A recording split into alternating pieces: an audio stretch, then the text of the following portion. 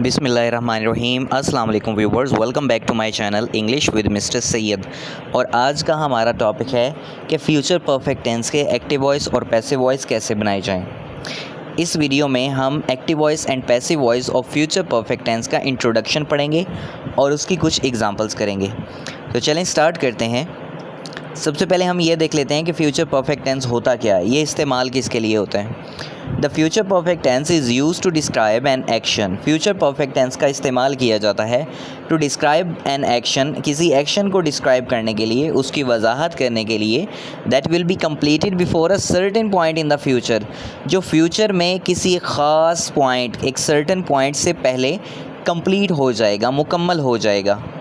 It एम्फेसाइजेज़, ये ज़ोर देता है that something will have finished और बीन अचीव्ड, कि कोई भी चीज़ विल हैव फिनिश्ड मुकम्मल हो चुकी होगी और बीन अचीव्ड या हासिल कर ली गई होगी बाय अ स्पेसिफिक टाइम, एक ख़ास वक्त में, इन द फ्यूचर, मुस्तकबिल में। क्या जी कि फ्यूचर परफेक्ट टेंस इस चीज़ के लिए इस्तेमाल होता है ताकि किसी भी एक्शन को डिस्क्राइब किया जाए, उस एक्शन को जो कि फ्यूचर में एक सर्टेन पॉइंट से पहले कंप्लीट हो जाएगा। और ये इस बात पर ज़ोर देता है कि कोई भी काम मुकम्मल हो चुका होगा या फिर हासिल हो चुका होगा किसी भी स्पेसिफिक पॉइंट पे मुस्तकबिल के अंदर। ठीक है, तो ये था तारुफ फ्यूचर परफेक्ट टेंस का। अब देख लेते हैं कि फ्यूचर परफेक्ट टेंस के एक्टिव वॉइस क्या होते हैं। In the active voice the subject of the sentence performs the action, के एक्टिव वॉइस में जो फ्यूचर परफेक्ट टेंस का एक्टिव वॉइस होगा उसमें सेंटेंस में मौजूद सब्जेक्ट कोई भी एक्शन परफॉर्म करेगा। जैसे कि स्ट्रक्चर हमारे पास मौजूद है, आप सबसे पहले सब्जेक्ट लगाते हैं, उसके बाद आप विल या शैल लगाते हैं सब्जेक्ट के मुताबिक। ठीक है, सब्जेक्ट के मुताबिक आपने विल या फिर शैल लगाना है और उसके बाद आपने लगाना है हैव। सब्जेक्ट विल हैव या फिर शैल हैव। ठीक है, विल या शैल सब्जेक्ट के मुताबिक चेंज होगा और चाहे सिंगुलर सब्जेक्ट है चाहे प्लूरल सब्जेक्ट है, सबके साथ हैव ही लगेगा। उसके बाद वर्ब की थर्ड फॉर्म लगाएंगे और थर्ड फॉर्म के बाद आप लगाएंगे ऑब्जेक्ट। थर्ड फॉर्म को पास्ट पार्टिसिपल फॉर्म भी कहा जाता है। तो इसका कंप्लीट स्ट्रक्चर ये है कि आप सबसे पहले सब्जेक्ट लगाते हैं, उसके बाद सब्जेक्ट के मुताबिक आप विल या फिर शैल लगाते हैं एंड देन आप लगाते हैं हैव, और हैव लगाने के बाद आप लगाते हैं वर्ब की थर्ड फॉर्म या फिर उसको पास्ट पार्टिसिपल फॉर्म भी कहते हैं, और एट द एंड आप लगा देते हैं ऑब्जेक्ट। ठीक है, अब इसकी कुछ एग्जांपल्स देख लेते हैं। पहली एग्जांपल हमारे पास मौजूद है, ही will have played the hockey, वो हॉकी खेल चुका होगा। देखें, ही के साथ विल लगाया, हैव तो सबके साथ ही लगना है, इसमें हैज़ हैव का कोई कंसेप्ट नहीं है, इसमें सबके साथ हैव ही लगेगा। सब्जेक्ट के मुताबिक सिर्फ़ और सिर्फ हमारे पास जो हेल्पिंग वर्ब चेंज होने वाले हैं वो एक है विल और दूसरा है शैल।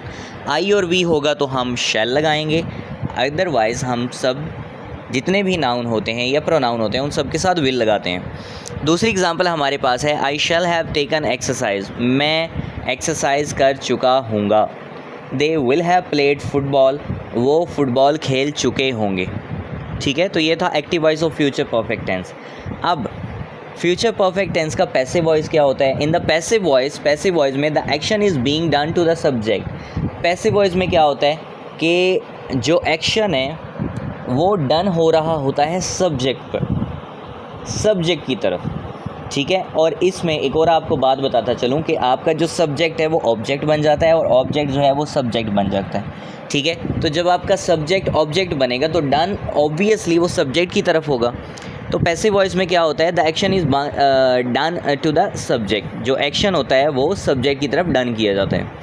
स्ट्रक्चर इसका देख लेते हैं। सबसे पहले आप ऑब्जेक्ट लगाते हैं, ये ऑब्जेक्ट कौन सा है, जो आपके एक्टिव वॉइस का ऑब्जेक्ट था। ठीक है, जो आपके एक्टिव वॉइस में ऑब्जेक्ट होगा उसको आप स्टार्ट में पुट करेंगे क्योंकि it will become the subject. अब आपका जब ऑब्जेक्ट सब्जेक्ट बन चुका है तो ऑब्वियसली वो स्टार्ट में पुट होगा। तो यहाँ पर आपको समझाने के लिए हमने ऑब्जेक्ट को ऑब्जेक्ट ही लिखा है। ये ऑब्जेक्ट एक्टिव वॉइस का ऑब्जेक्ट है जो कि अब सब्जेक्ट बन चुका है, इसीलिए ये स्टार्ट में लगाया गया। उसके बाद इसी ऑब्जेक्ट के मुताबिक आप विल या फिर शैल का इस्तेमाल करेंगे। ठीक है, और फिर उसके साथ आप लगाएंगे हैव। ठीक है, विल या फिर शैल आपका लगेगा ऑब्जेक्ट के मुताबिक और उसके साथ आप क्या लगाते हैं, हैव। उसके बाद आप लगाएंगे बीन यानी कि विल हैव बीन या फिर शैल हैव बीन। क्यों? क्योंकि हमने हैव, विल हैव या शैल हैव की रिक्वायरमेंट पूरी करनी है, थर्ड फॉर्म लगानी है, और पैसिव वॉइस की रिक्वायरमेंट है कि वर्ब की थर्ड फॉर्म लगानी है। अब पैसिव वॉइस की रिक्वायरमेंट पूरी करने के लिए हम मेन वर्ब की थर्ड फॉर्म तो लगा देंगे, लेकिन विल हैव या शैल हैव की रिक्वायरमेंट पूरी करने के लिए क्या करेंगे?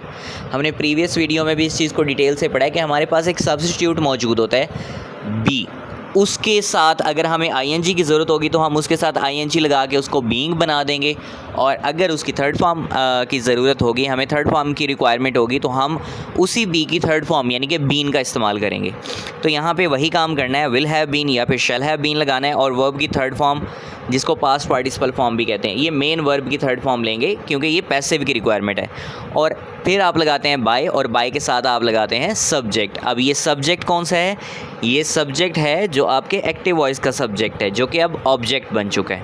ठीक है, अब जी इसकी एग्जांपल्स देख लेते हैं। पहली एग्जांपल हमारे पास मौजूद है, the hockey will have been played by him. Hockey उसके ज़रिए खेली जा चुकी होगी।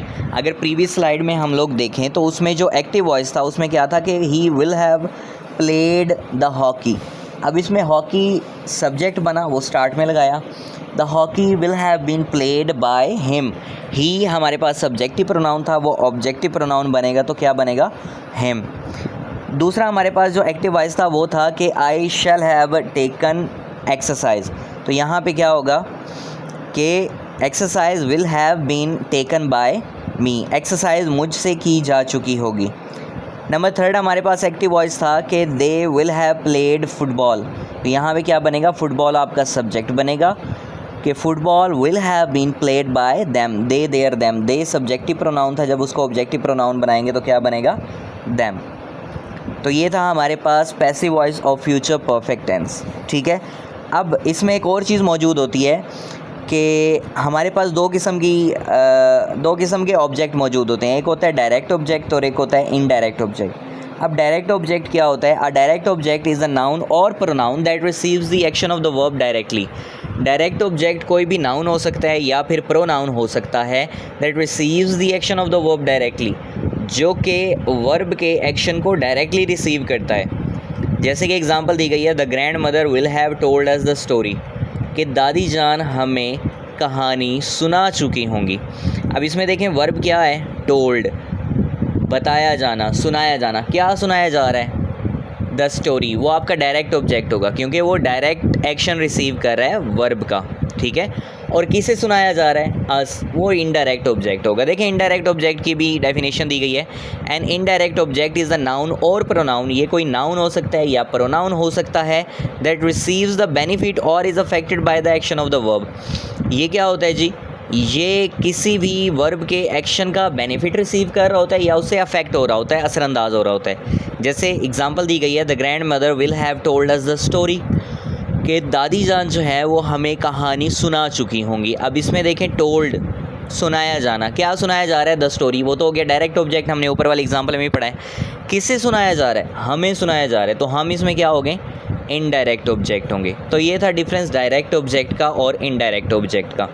ठीक है, एक और चीज़ आपको नोटेबल पॉइंट में बताता चलूँ कि अगर आपके सेंटेंस में डायरेक्ट ऑब्जेक्ट होगा तो पैसिव वॉइस बनेगा, अदरवाइज़ पैसिव वॉइस नहीं बनेगा। हाँ, कुछ केसेस होते हैं, जैसे अभी जो प्रीवियस वीडियो हमने की थी, हमने उसमें ये पढ़ा था कि हमारे पास वर्ब जो है जैसे कि एक ट्रांजिटिव होता है और एक इंट्रांजिटिव होता है। अब अगर तो आपका वर्ब है ट्रांजिटिव, फिर तो आपका डायरेक्ट ऑब्जेक्ट होना लाजमी है सेंटेंस में। लेकिन अगर आपका वर्ब इंट्रांजिटिव है तो अगर आपका इनडायरेक्ट ऑब्जेक्ट भी मौजूद है, उसमें हमने एग्जांपल भी की है, वो अब अगर आप वीडियो व्यू करें तो उसमें हमने बड़ी डिटेल के साथ इसको पढ़ा है कि अगर आपका वर्ब इंट्रांजिटिव वर्ब है और आपके पास इनडायरेक्ट ऑब्जेक्ट मौजूद है तो वो भी आपका सब्जेक्ट बन चुका है, जो आपका बन सकता है। जो आपका इनडायरेक्ट ऑब्जेक्ट होता है वो भी सब्जेक्ट बन सकता है, बट इन सर्टेन कंडीशंस। ठीक है, खैर अब हम चलते हैं इसकी कुछ एग्जांपल्स की तरफ। हमारे पास एक वर्कशीट मौजूद है जिसमें हमने active voice to passive voice convert किए हैं यूजिंग फ्यूचर परफेक्ट टेंस। ठीक है, पहला हमारे पास टेंस मौजूद है, शी विल हैव। पहला सेंटेंस मौजूद है, she will have made a cake. वो केक बना चुकी होगी। अब इसमें अ केक ऑब्जेक्ट है, वो सब्जेक्ट बनाएंगे तो स्टार्ट में आएगा a cake will have been made by her. She subjective pronoun था, उसका ऑब्जेक्टिव प्रोनाउन क्या बनेगा? हर। केक उसके ज़रिए बनाया जा चुका होगा। A cake will have been made by her. उसके बाद एग्जाम्पल हमारे पास मौजूद है, they will not have painted the house. वो घर पेंट नहीं कर चुके होंगे। The house will not have been painted by them. ठीक है। उसके बाद है will he have repaired the car. अब इसमें आपने ये नहीं देखना होता कि अगर सिंगुलर सब्जेक्ट है तो हमने हैज़ लगा देना है, नहीं, आपने सिर्फ विल और शेल आपका मेन हेल्पिंग वर्ब है, आपने सिर्फ उसको चेंज करना है सब्जेक्ट के मुताबिक और सबके साथ हैव ही लगाना है। तो will he have repaired the car. ठीक है। अब ये चूँकि क्वेश्चन है तो इसमें क्या होगा? Will the car have been repaired by him, कि कार उसके ज़रिए रिपेयर की जा चुकी होगी, मरम्मत की जा चुकी होगी। I shall have read the newspaper. इसको रीड नहीं पढ़ना, ये थर्ड फॉर्म है, इसको रेड प्रोनाउंस करते हैं। I shall have read the newspaper, मैं अखबार पढ़ चुका हूँगा। The newspaper will have been read by me, अखबार मुझसे पढ़ा जा चुका होगा। उसके बाद है we shall not have watched a movie, हम एक मूवी नहीं देख चुके होंगे। A movie will not have been watched by us, एक मूवी हमसे नहीं देखी जा चुकी होगी। Will the teacher have explained the lesson, क्या उस्ताद सबक को वाज़े कर चुका होगा या उसकी वजाहत कर चुका होगा। Will the lesson have been explained by the teacher, क्या सबक उस्ताद के ज़रिए एक्सप्लेन किया जा चुका होगा।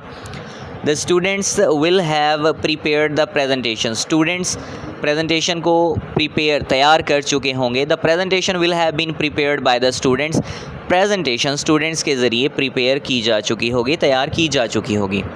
नंबर 8 है she will not have written an email, उसने कोई ईमेल या उसने एक ईमेल नहीं लिखी होगी। An email will not have been written by her, एक ईमेल उसके ज़रिए नहीं लिखी जा चुकी होगी। Will they have cleaned the garden, क्या वो बाग साफ़ कर चुके होंगे। Will the garden have been cleaned by them, क्या बाग उनके ज़रिए साफ़ किया जा चुका होगा। The chef will have cooked dinner, chef रात का खाना बना चुका होगा। Dinner will have been cooked by the chef, dinner या रात का खाना शेफ़ के ज़रिए बनाया जा चुका होगा। हमारे पास एक्टिव वॉइस होता है कि हम सेंटेंस को सीधा सीधा एक्सप्रेस करते हैं, और पैसिव होता है कि हमने उसी सेंटेंस को दूसरी तर्ज के साथ एक्सप्लेन करना होता है, दूसरे तरीके के साथ एक्सप्लेन करना होता है। ठीक है। तो ये थी हमारी आज की वीडियो जिसमें हमने फ्यूचर परफेक्ट टेंस को इस्तेमाल करते हुए active voice to passive voice convert किए हैं। आई होप आपको समझ आ गई होगी। अगर किसी किस्म का कोई मसला हो तो आप मुझसे लाजमी पूछ सकते हैं। Thank you so much for watching my video. Don't forget to like, comment and subscribe if you haven't subscribe to my channel yet, so please subscribe so you may get updates. See you in the next video soon. Take care and goodbye.